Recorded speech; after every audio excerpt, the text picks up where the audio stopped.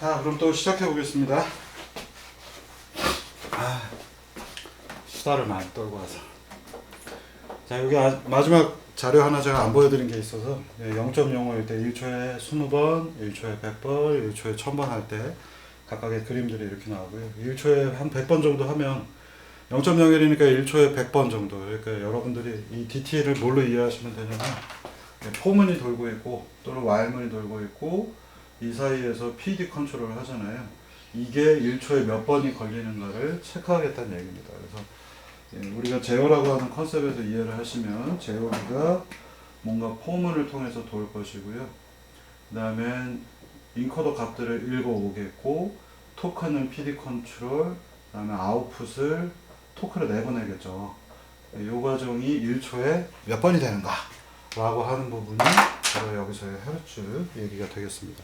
1초에 100번 이상을 쏘면은 그래도 제어 성능이 나쁘지 않게 이렇게 나타납니다. 근데 비선형성이 크거나 여러 가지 이슈들이 있고 뭔가 힘이 많이 필요할 때는 100Hz만 해도 문제가 많이 생기고요.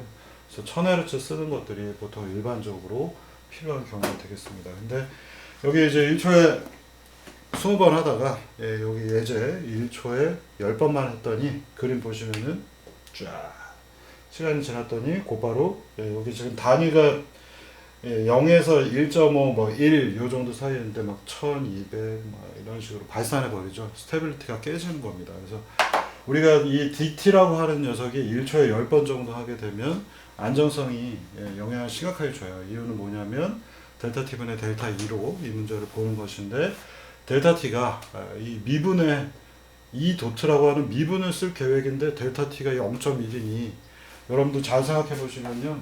델타 T가 작아지면 작아질수록 어떻게 되나요? 델타 T가 작아지면 여기에 숫자를 0.1, 델타 2 이걸 넣는 건데 여기가 작아지면 작아질수록 여기가 이렇게 되면 실제로는 연산에 곱하기 이게 없다면 1000을 하는 거죠. 굉장히 큰 에러를 곱해 나가는 것이기 때문에 이 KD 값은 되게 작은 걸 씁니다. 여기가 1000이나 되기 때문에. 근데 이 부분이 여기 있는 델타 T가 되게 작아지면 작아질수록 좋겠습니다만 델타 T가 되게 크게 되면 그 순간 어떤 일이 벌어지냐면 이 델타 T는 이제 더 이상 미분이 되는 연속적인 공간으로서 정의를 할 수가 없기 때문에 이 수식 자체가 다른 유형의 수식으로 바뀌어버리는 거죠. 그래서 에러 도트는 여러분들 아시는 것처럼 에러 도트는 델타 T분의 델타 2로 표현해야 되는데 델타 T가 0.1 또는 0.05 이렇게 되게 큰 숫자를 쓰게 되면 델타 T가 넘어오면 예를 들어서 델타 T가 0.1이라고 하면 곱하기 10이 되겠죠. 그리고 델타 2니까 이건 뭐야 이 숫자가 굉장히 작은 형태죠. 1000분의 1이면은 여기가 1000이나 이런 숫자가 들어갈 텐데 이 녀석은 이제 더 이상 미분의 역할을 하지 못하고 xd 빼기 x라고 하는 형태로 수식이 바뀌어 버리는 거고요. 네, 그래서 얘는 미분이 아니죠 이제 더 이상. 그래서 이 수식 안에 들어가면 mx2닷은 뭔가 빼기 어디 봅시다. 한 페이지 바꿔서 제가 설명을 드릴게요.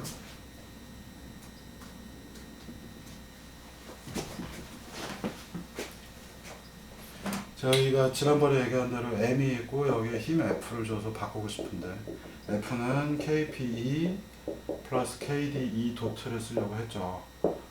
자, 그래서 이 수식은 MX2닷은 힘을 KPE 플러스 KDE 도트를 주는 것인데 이 부분이 숫자가 이 도트가 델타 T분의 델타 2에 가깝다라고 되어 있는데 실제로 이걸 만족을 못하니까 여기에다가 저희가 집어넣는 건 이 도트를 넣는 게 아니라 이 델타 T가 되게 큰 경우 0.1 정도 되게 되면 이 수식은 KP X 디자이어드 빼기 X 플러스 KD 이 도트니까 XD 빼기 X 도트 그리고 이 부분에 델타 T가 이렇게 있어야 되잖아요. 근데 이 델타 T가 10이라고 하는 숫자가 들어가서 얘는 XD니까 0이 될 거고요.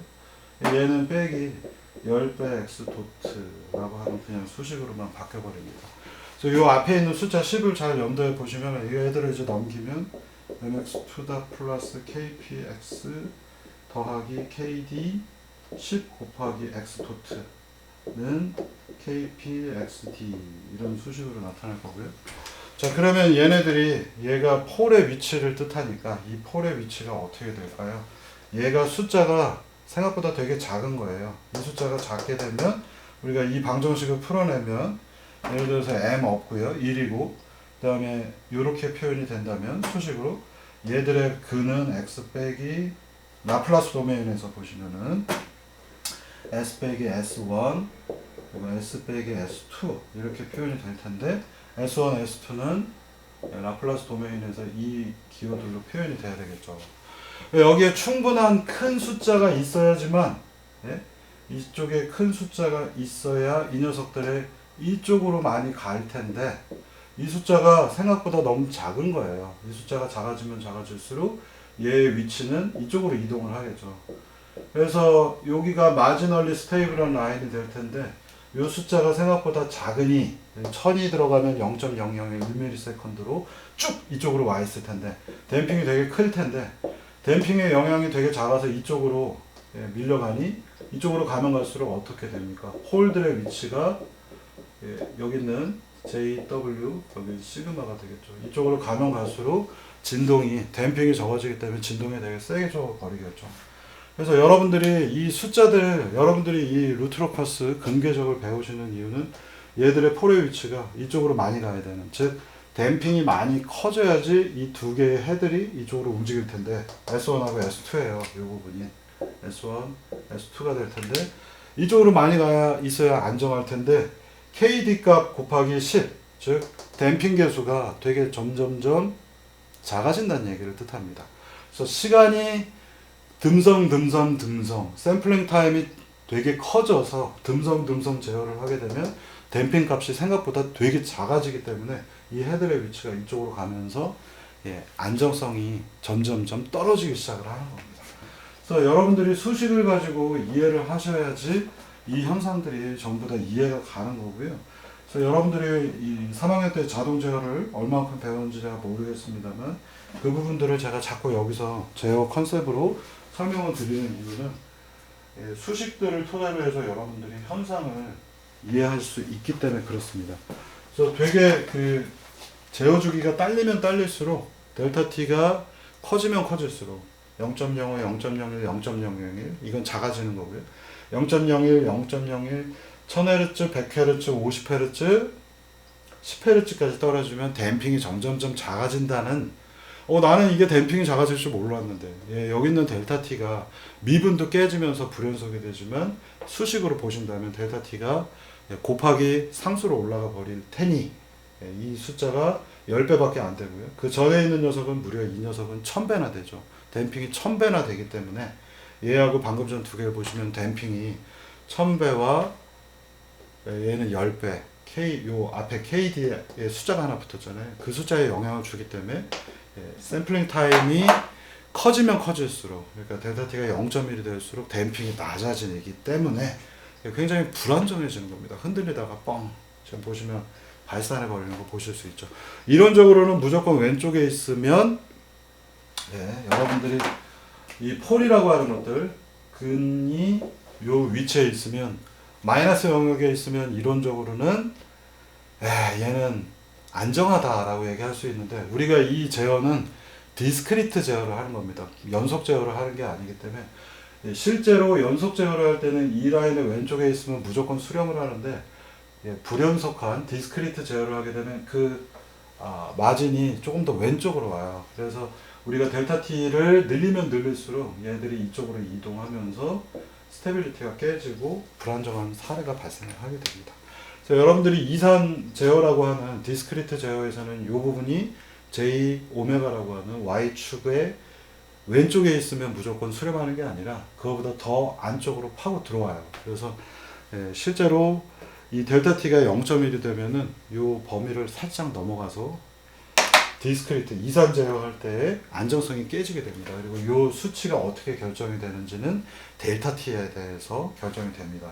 그래서 여러분들이 이산 제어라고 하는 영역까지 넘어오시면 왜 이 델타 t가 커졌을 때 안정성이 깨지면서 이렇게 불안정해지는지 이런 것들을 이해하실 수가 있고 그런 부분은 대학원에서 배우게 됩니다.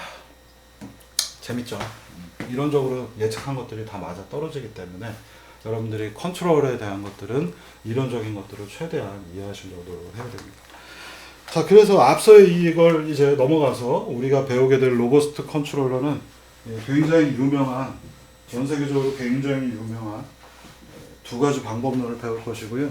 안타깝게도 이 SMC라고 불리는 슬라이딩 모드 컨트롤, 한국말로는 뭐 모르겠습니다. 예, 한 번도 들어본 적이 없는 것 같은데 다들 그냥 슬라이딩 모드 제어라고 부르는 것 같습니다.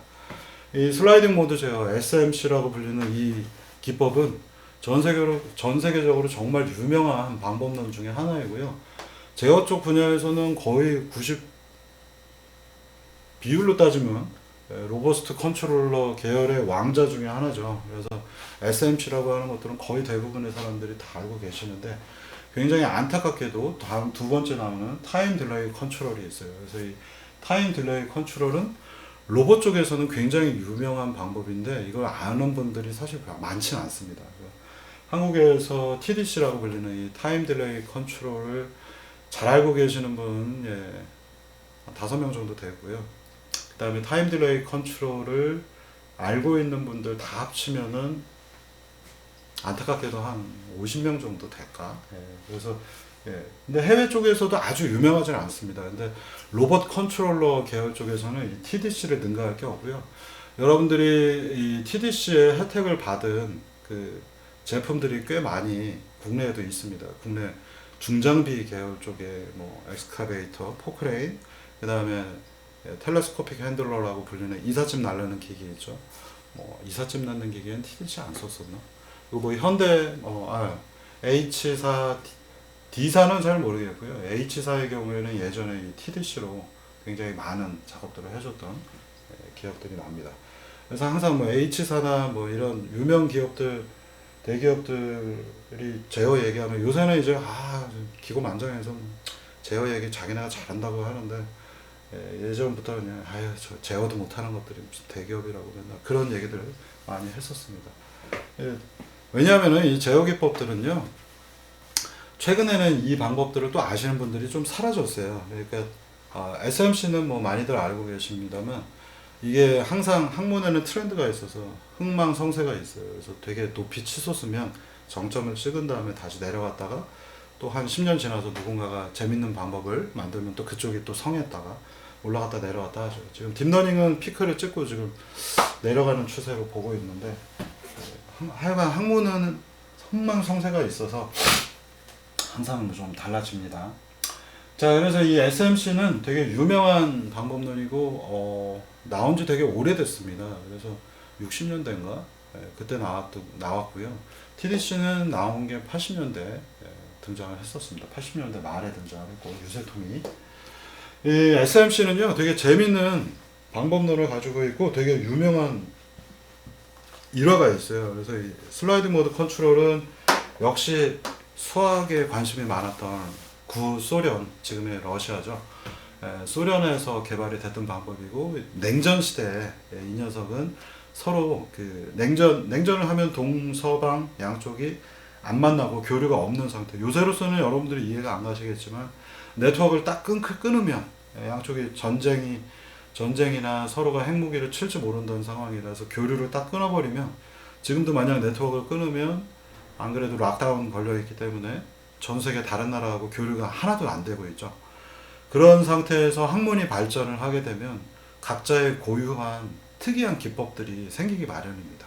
여러분들 문명 게임 해보시면 아시겠지만 단절되어 있고 그러면 저쪽에서 이쪽에 서로 어떤 서로 다른 문명들이 개발이 될 텐데 요새는 인터넷으로 너무 많이 합쳐놓다 보니까 독특한 기법들이 잘 안 생기고 딥러닝 하면 다 딥러닝 이런 추세에 있다 보니 좀 안타깝습니다만 그래서 냉전 시대 완전히 동서방이 양쪽으로 갈린 상태에서 그래도 우리가 이렇게 살면 안 되겠다 해서 정치권에서 얘기를 해가지고 학술 교류라도 하자.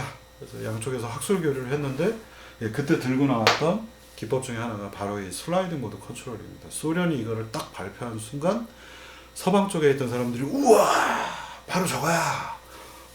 야 바로 저거 기가 막혀. 라고 했을 정도로 그 난리가 났던 방법론 중에 하나입니다. 그래서 이 슬라이딩 모드 컨트롤을 우리 다뤄보도록 하겠고요. 이론은 조금 복잡할 수 있는데 개념은 굉장히 간단합니다. 이 제어 쪽에는 항상 수식은 되게 복잡하지만 기본 컨셉을 알고 나면 별거 없어요. 그리고 그냥 그걸 수식화해서 나타나는 것 뿐이고요. 타임 딜레이 컨트롤은 80년대 말에 MIT에서 유세토미가 제안을 했고, 그 다음에 몇몇 사람들만 쓰고, 그리고 되게 괜찮네, 이 정도 선이었는데, 뒤에서도 제가 얘기 드리겠습니다만, 이제 이 TDC의 어머니라 할 수 있는 굉장히 위대한 업적을 남기셨죠. 나중에 얘기 제가 드리겠습니다. 그래서 이 TDC가 한국 쪽에서 굉장히 많은 연구들을 하셨습니다. 그래서 이 TDC가 정말로 좋은 성격을 많이 갖고 있기 때문에 사실 거의 한국에서 TDC가 완성이 됐다고 볼 수 있겠고요. 이제 이 되게 파퓰러하지 않습니다만 이것이 바로 로봇을 위한 전용 컨트롤러라고 부를 수 있겠고요. 모든 로봇들의 퍼포먼스, SMC는 SMC대로 로봇 쪽에서 문제점을 갖고 있는데 TDC는 원래부터가 로봇을 위해서 만들어진 것이라서 이 TDC야말로 로봇 쪽에서 사용이 되면 엄청난 퍼포먼스를 발휘합니다. 끝내줍니다. 이 두 가지를 제가 다뤄보도록 하겠고요. 굉장히 TDC를 제가 소개하는 것은 그레이트 언어라고 할 수 있을 것 같습니다.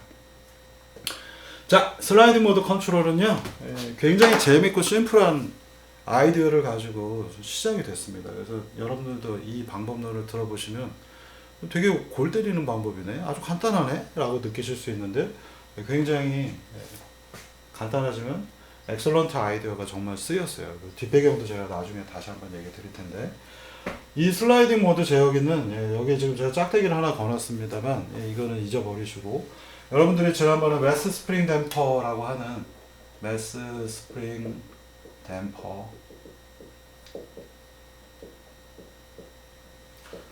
모델로는 우리가 스프링이 있고 매스가 있고 댐퍼가 이렇게 기호로 표현되어 있죠. 그래서 퓨, 여러분들 시간 도메인에서 보시면은 얘가 퓨 하다 이렇게 수렴하는 것들 보셨습니다. 댐퍼 때문에 에너지를 잃으면서 수렴해서 이렇게 들어가고요. 스프링이 있기 때문에 좌우로 흔들리는 다이나믹스가 생겨났고요. 그래서 그거를 스테이트 스페이스 위로 옮기면, 상태 공간으로 옮기게 되면 이게 위치, 이게 속도이기 때문에 이렇게 스프링을 잡아당겼다 놓으니까 튀용. 초기에 위치 변화가 이만큼 있다가 얘가 흔들리면서 수렴하기 때문에 위치가 1에서 시작하고 그때의 속도는 0입니다. 그리고 이때 시작해서 이렇게 흔들리면서 수렴하는 걸 위치하고 속도로 표현하면 띠용, 나선형 궤적을 그리다가 마지막에 가서 수렴을 합니다. 자, 그러면 이게 이만큼 많이 돌아야 되기 때문에 시간이 많이 걸리죠. 시간 도메인에서 보면 이렇게 흔들리다가 수렴을 하기 때문에 여러분들 아시는 대로 댐핑이 모자라요 라고 얘기할 수 있죠. 댐핑이 모자라기 때문에 이렇게 많이 흔들리다가 수렴을 합니다. 근데 여기서 이제 러시아 과학자 한 분, 소련 과학자 한 명, 소비에트, 이거 뭐하러 이렇게 풀지 이 문제를? 이라고 생각을 한 겁니다. 되게 천재적인 아이디어들인데 가끔씩 이게 10년에 한 건 정도는 이런 골 때리는 방법이 나오는데, 이 양반이 어떤 생각을 했냐면 이 그림을 이제 보고 여기다 짝대기를 하나 든 다음에 이 짝대기를 타고 내려가면 안 될까? 라는 생각을 한 겁니다. 원래는 이렇게 뱅글뱅글 도는데 여기 짝대기가 하나 있잖아요. 짝대기를 만나면 이렇게 파고 들어가고 쭉 해서 수렴을 하면 여기 미끄럼틀을 타는 거예요. 슬라이딩이라는 이름이 붙은 이유는 여기에 짝대기가 하나 있고 얘가 이렇게 돌다가 얘를 만나면 쑥 하고 빨려 들어가는 기법을 제안을 한 겁니다. 또는 이제 여기를 살짝 빨려 들어가다가 누가 툭 쳐서, 또는 언설턴티가 있어서 빨려 들어가다 툭 하고 밀려요. 그러면 요 궤적을 따라서 이렇게 또 빨려 들어가겠죠. 이렇게 요 궤적을 따라 들어가다가 여기를 딱 만나면 또 쭉 하고 슬라이딩 미끄럼틀을 타고 내려가는 겁니다. 그래서 얘가 이렇게 원칙적으로 이렇게 가다가 퉁 하고 누가 쳐서 빠져나가면 이쪽을 타고 들어가다가 이렇게 파고 또 내려가고요. 그러다가 누가 툭 쳐서 밀려나면 이 한 바퀴를 이렇게 반 바퀴를 돌다가 얘를 만나면 다시 또 이렇게 빨려 들어가는. 어때요? 그러면 이만큼 도는 대신에 툭 만나서 빨려 들어가면 수렴성이 되게 좋겠죠. 쉽게 말하면 무어가 튀더라도 요만큼만 반바퀴만 돌면은 무조건 빨려 들어간다는 이런 방법론을 제안을 했습니다. 그래서 이게 마치 미끄럼틀 타고 쭉 내려가는 것처럼 보이기 때문에 슬라이딩. 야구에서도 슬라이더 있잖아요. 슬라이더 잡아서 던지면은 공이 어떻게 갑니까? 슬라이더 그립 잡고서 휙 하고 이렇게 던지면은 공이 새면서 이렇게 가다가 슉 하고 옆으로 마지막 순간에 빠져나가죠. 슬라이더 미끄러지는 현상들이고요. 그래서 이 슬라이딩 모드 컨트롤이 처음 이 컨셉을 얘기했을 때 비선형 그리고 넌리니어 제어기들에 대해서 답보 상태에 있었던 서방 쪽에 와 죽이는 아이디어다라는 찬사를 받았던 기가 막힌 방법 중에 하나입니다. 이 시기에 그 동서방이 교류를 하면서 닉슨 대통령 때였던 걸로 알고 있는데 뭐 저쪽에 중국하고도 교류가 있어서 뭐 팬다도 받고 뭐 또 딴 거 뭐 주고 동물도 교류가 있었어요. 그래서 뭐 학술 및 문화 교류에서 특히 학술 교류에서 나왔던 것이 바로 이 슬라이딩 모드 컨트롤러입니다. 요새 같으면은 이런 것들은 인터넷에서 그냥 보시면 될 텐데 지역적 그다음에 실질적 교류가 단절이 된 상태에서는 서방은 서방대로 동방은 동방대로 뭔가 다른 아이디어들이 올라가겠죠. 그래서 학술 교류라고 하는 관점에서 보면은 문화라고 하는 것들을 인터넷으로 믹스하는 것들은 되게 좋은 현상은 사실 아닙니다. 그러니까 지역에서 뭐 균등하게 발전하기엔 좋겠지만 지금 인터넷 때문에 지구 문명은 거의 동일한 수준으로 가고 있잖아요. 새로운 방법들이 잘 안 나타나고 한쪽으로 이렇게 깊게 파야 되는데 한쪽으로 이렇게 깊게 파는데 딥러닝 해야 돼 딥러닝 하면 다 딥러닝만 하거든요. 좋은 현상이 아닙니다. 저는 그렇게 생각합니다. 자, 그래서 이거에 미끄럼틀을 탄다라는 게 과연 무엇이냐? 그러면 이 짝대기 여러 군데다 만들 수 있나? 그렇지 않아요. 짝대기가 갖는 의미가 되게 중요한 의미를 갖습니다. 짝대기는 반드시 이쪽 방향으로만 만들어야 됩니다. 이쪽으로 만들면 안 돼요. 이쪽 방향으로 짝대기를 만든다라는 게 무슨 의미가 있는가 라고 다시 보시면 이렇게 짝대기를 하면 이게 X축, 이게 X도트축이잖아요. 그죠? 그리고 원점을 반드시 통과하는 짝대기를 그은다는 얘기입니다. 여러분 우리 이거 수식 쉽게 만들 수 있죠? 여러분들 뭐 X하고 Y가 있으면 이렇게 통과하는 건 Y는 KX 이렇게 표현하잖아요. 근데 반대쪽으로 가니까 얘는 마이너스 KX가 되겠죠. 그러면 자 Y에 해당하는 X 도트는 마이너스 KX구나 이렇게 생각을 하시면 되겠고요. 이 수식이 의미하는 바가 굉장히 중요합니다. 여기 K 대신에 슬라이딩이라 S라고 하는 이거 그냥 K라고 잡을게요. 이게 S가 아니니까 이렇게 잡았고요. K 값을 귀찮으니까 그냥 1 넣어 보겠습니다. 1 이렇게 딱 넣고 보면 이 숫자는 수식으로 표현하면 X 도트는 빼기 2가 넘어가면서 플러스 X가 되겠죠. 얘는 0이 됩니다.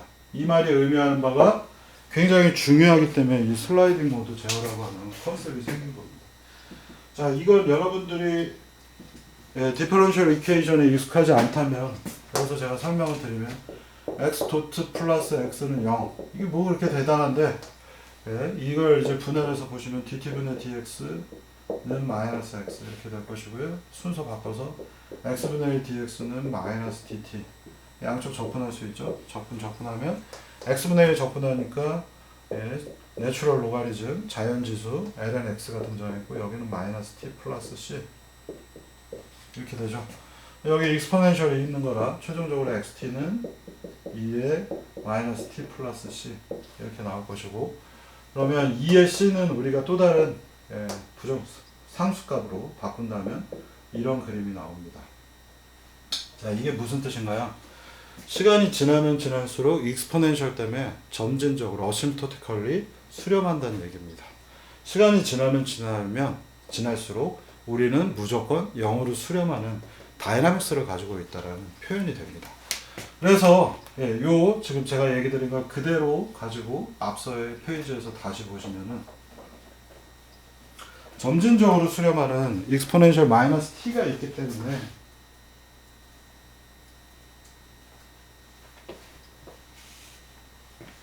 이 녀석이 이렇게 돌다가 원래 원칙적으로 이 녀석은 이렇게 뺑글뺑글 돌잖아요. 이렇게 돌다가 요 지점을 타고 내려가게 한다라는 건 바로 요 지점에서 요 지점을 쫓아가게 만들면은 xt는 무조건 2의 마이너스 t로 수렴을 하게 됩니다. 그래서 무조건 요 근처에만 있을 수 있게 만든 다음에 얘는 이렇게 가다가 exponential 마이너스 t로 시간이 지나면 급격하게 수렴해서 들어간다는 얘기입니다. 들어가다가 펑 하고 딴 데로 지나가면 원래의 다이나믹스를 쫓아서 이렇게 흘러가다가 얘를 또 만나니까 2의 마이너스 t로 빨려 들어가서 미끄럼틀 타고 쑥 하고 exponential 마이너스 t는 되게 강력한 수렴점이죠. 이렇게 수렴을 하기 때문에 물론 점진적으로 수렴하니까 마지막 부분에 시간이 많이 지나가야지 완전히 0에 가까워지고 점근적으로 에러가 이렇게 남아있겠죠. 근데 그럼에도 불구하고 이 다이나믹스가 이렇게 춤을 추다가 딱 만나면 뿡 하고 들어가니까 뺑글뺑글 도는 것보다는 속도가 훨씬 빨라집니다. 이게 메인 아이디어예요. 되게 골 때리는 아이디어고요. 자, 그래서 우리는 요 라인 x 도트는 마이너스 kx인데 제가 마이너스 x라고 했고요. 이 수식을 바꿔서 x 도트 x는 무조건 0을 만족을 해야 되는데 이걸 어떻게 0으로 만족할 것이냐, 이게 0이 안 될 때도 있어서 그러면 이때를 기호 S 슬라이딩 모드 제어니까 S라고 붙여보자. 그래서 x 도트 더하기 x는 S라고 정의를 한 거고요. 이 S 값이 0이 되게만 유지를 한다면 이게 수렴을 어떻게 하는지는 난 모르겠고, 이 값이 무조건 S 값이 0이 된다면 얘네들이 이 수식이 0이라면 얘는 C2의 마이너스 T로 수렴을 할 것이기 때문에 얘는 제어기가 완성이 되겠구나 라고 하는 것이 슬라이딩 모드 컨트롤의 핵심입니다. 그래서 x 도트 더하기 x는 s라고 정의한 다음에 s가 0이 되게 하는 기법이 바로 슬라이딩 모드 컨트롤이고, 이 s는 0인 평면을 s를 우리는 슬라이딩 서피스, 미끄럼틀 타는 면이라고 정의를 한 겁니다. 그래서 s가 0이 되기만 하면 무조건 빨려 들어가면서 수렴을 하는 아주 기괴한 방법이 됩니다. 이 방법이 이제 뒤에서도 설명하겠습니다만, 이 당시에 컴퓨터가 없었어요. 60년대. 뭐 제어하는데 장난감 로봇 하나 뭐 이렇게 제어하는데 거기에다가 슈퍼컴퓨터인, 그 당시에 슈퍼컴퓨터인 비싼 컴퓨터를 쓸 것도 아니고, 이 당시에는 전부 다 아날로그 회로들을 이용을 해서 제어를 했기 때문에 이 당시에 특수한 장치 하나가 되게 도움이 됐던 거고요. 뒤에서 그 부분은 얘기 드리겠습니다. 그래서 슬라이딩 모드 제어는 S를 0으로 만드는 게 목표인 제어기가 되겠고요. 실제로 우리가 이 시스템 다이나믹스가 있기 때문에 S는 0을 유지를 못해요. 얘가 이렇게 가다가 튠 하고 딴 데로 자꾸 튀어나가고. 그래서 이 다이나믹스는 S는 0인 곳에 근처에 계속 있게 만드는 방법론을 개발을 한 거고요. 이 개발한 방법론은 되게, 이 방법론 자체를 여러분들이 직관적으로 먼저 소식보다는 직관적으로 이해하시는 게 좋습니다. 여기가 S는 0이라고 한다면 S는 0이니까 이때 x 도트 더하기 x는 S라서 이 0이라서 요것만 유지해주면 수렴이 될 텐데, 다이나믹스가 흔들려가지고 S가 플러스인 영역에 있습니다. 여기는 S가 0보다 작은 데 있어요. 요렇게 다이나믹스는 어떤 걸 얘기하냐면 방금 전에 보셨던 바로 이런 겁니다. 이 커브, 이 파란색, 얘들 다이나믹스잖아요. 얘들의 커브가 S자보다 위에 있거나 S는 0인 평면보다 위에 있거나 또는 밑에 있는 경우, 지금 그림상으로 보시면은 요걸 지우고 얘기할게요. 요 짝대기가 슬라이딩 서피스인데 이때가 S는 0인데 이거보다 위쪽에 다이나믹스가 있는 거예요. 요 부분이죠. 요때는 S가 0보다 크고 요 부분 이때는 S가 0보다 작습니다. 그럼 이걸 어떻게 하면은 S가 0보다 크거나 S가 0보다 작을 때 어떻게 하면은 이 녀석을 이쪽 S는 0인 곳으로 밀어버릴까 라고 하는 생각이고요. 우리는 S라고 하는 값은 이 정의를 토대로 해서 구할 수가 있잖아요. 현재 X 도트 값 알 수 있고 X 값도 알 수 있죠. 컴퓨터 프로그램을 짜서 본다면. 그러면 S가 0일 때는 어떻게 하면 돼요? 이쪽으로 밀면 되는 거고요. 그 다음에 S가 0보다 작을 때는 이쪽으로 밀면 되는 겁니다. 그래서 다이나믹스를 민다라는 것들은 얘가 다이나믹스를 내부적으로 갖고 있는데 무언가 토크 입력을 특정한 방향으로 때려 넣어주면 얘가 이쪽으로 올라오면 토크 입력을 이쪽으로 때리고, 토크 입력이 S가 밑에 있으면 이쪽으로 때려주면 그럼 제어가 되는 거 아니야? 이런 심플한 논리에서 시작을 합니다. 자, 이게 왜 그렇게 중요한 컨셉이 되냐면요, 여러분들이 실제로 어떤 무거운 물체를 들 때 하는 행위하고 똑같습니다. 그래서 정말 무거운 물체가 하나가 책상 위에 있으면 좋겠는데 안 보이네. 여기 있네요. 망치. 지금 굉장히 무거운 망치인데요. 이런 망치가 있는데 이게 되게 무거운 건데 제가 지금 힘이 좋아서 잘 들고 있는 거고요. 이 망치가 가운데 이렇게 유지했으면 좋겠어요. 원래 위치는 이렇게 쳐져 있는데 얘를 S가 0인 공간으로 이렇게 올리고 싶은 겁니다. 그러니까 S 생각하지 마시고요. 얘를 이렇게 수평이 되게 들어 올리고 싶어요. 근데 제어를 하잖아요. 제어를 하기 때문에 우리가 보통 어떻게 합니까? 제어를 할 때 이거 똑바로 좀 들어봐 하면 이렇게 들으려고 하는데 야 이거 너무 많이 올라갔잖아. 그럼 밑으로 내리면 되고요. 그렇다고 해서 너무 많이 내려오면 다시 올려. 그래서 야 올렸다 내렸다 올렸다 내렸다 이게 원래 에러 컨트롤 하는 거였잖아요. P 컨트롤로. 그 컨셉하고 똑같이 하겠다는 얘기입니다. 그래서 여기는 에러를 맞추는 라인이었다면 이게 에러가 0인 평면이라면 에러가 높으면 P 컨트롤 써서 내리고 또 너무 많이 내려가면 올리고 이 작업을 P 컨트롤로 했다면 똑같이 S라고 하는 공간을 정의한 다음에 원래의 에러 공간이 아니죠. 이거는 이렇게 평면을 맞추는 거니까 이게 에러잖아요. 이렇게 되면 한 플러스 30도 이렇게 되면 에러가 10도 5도 그 다음에 이렇게 되면 에러는 0인 거잖아요.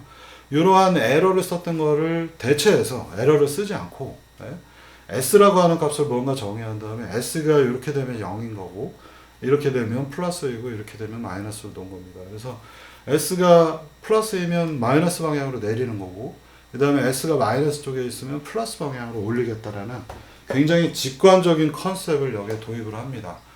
일명 어떻게 보면 뱅뱅 제어라고 부를 수도 있는데 이거는 뱅뱅 제어는 아니고요. 여러분들 이제 혹시 제어 쪽에서 뱅뱅 제어라는 얘기를 들어보실 수 있는데 뱅뱅 말 그대로 뱅 하면 쾅 영어로 총 쏘는 거죠. 꽝꽝 충격이 오는 것들을 얘기합니다. 그래서 두 개를 합쳐서 뱅뱅 컨트롤이라고 부르는데 대표적인 사례는 뭐냐면 방이 더워요 지금 그죠? 그러면 에어컨을 킵니다. 좀 지나면 방이 또 추워요. 그럼 에어컨을 꺼요. 그게 뱅뱅 제어입니다. 그러면 어떻게 했어요? 좀 우리가 느끼는 건 추웠다 더웠다 추웠다 더웠다 꽝꽝꽝꽝 하고 부딪히는 거예요. 그래서 실제로 제어를 하는데 여기를 정확하게 맞춰야 되는데 좀 너무 위에 있는 것 같아요. 그럼 마이너스 돌려 꽝! 야 그거 위로 다시 올려 꽝! 하고 부딪히는 현상들 뱅뱅 제어라고 부르는 거고요. P 컨트롤도 P 컨트롤은 뱅뱅 제어가 되려면 어떻게 해야 되냐면 우리가 토크가 있는데 KP2를 쓰지 않고요. KP에 부호만 쓰게 되면 사인 펑션을 쓰게 되면 이게 뱅뱅 제어가 됩니다. 에러가 플러스일 때는 낮추고 여기에다가 반대로 해야 되니까 마이너스 부호를 써서 에러가 플러스면 마이너스로 출력을 팡 하고 주고요. 또 마이너스 있으면 팡 하고 위로 주고요. 요 사인 부호, 사인은 에러의 부호 값만 쓰겠다는 것이고요. 이런 식으로 제어를 하면 뱅뱅 제어라고 부르는데 이 슬라이딩 모드 컨트롤은 S 평면 위에서 뱅뱅 제어와 같은 역할을 합니다. 이거는 지금 P 컨트롤이잖아요. 에러가 작으면 출력도 작은데 얘는 에러의 부호만 쓰기 때문에 KP에 의해서 플러스 아니면 마이너스 에러가 0일 때는 KP는 0 이렇게 나올 테니 KP는 뭔가 상수라서 에러가 크면 마이너스 KP 에러가 작으면 0보다 작으면 플러스 KP 이렇게만 나가는 것들을 뱅뱅 제어라고 하는데요. 뒤에서 보시면은 이 수식에서 S가 플러스인 구간, S가 마이너스인 구간에 S값을 토대로 해서 뱅뱅 컨트롤을 해줍니다. 그러면 이 녀석이 굉장히 부드럽게 수렴하는 특징을 보여줍니다. 이걸 이제 풀 이퀘이션으로 유도한 과정들을 설명을 잠깐 드리겠고요. 이 설명은 조금 어려울 수 있어서 제가 최대한 짧고 간결하게 하겠습니다. 그래서 여기 수식은 이게 사실 학부에서 이런 내용을 다루긴 조금 애매한데 여러분들이 수식 덩어리이기 때문에 제가 최대한 좀 간략하게만 소개하겠습니다. 잠깐 여기서 끊었다가 다시 할게요.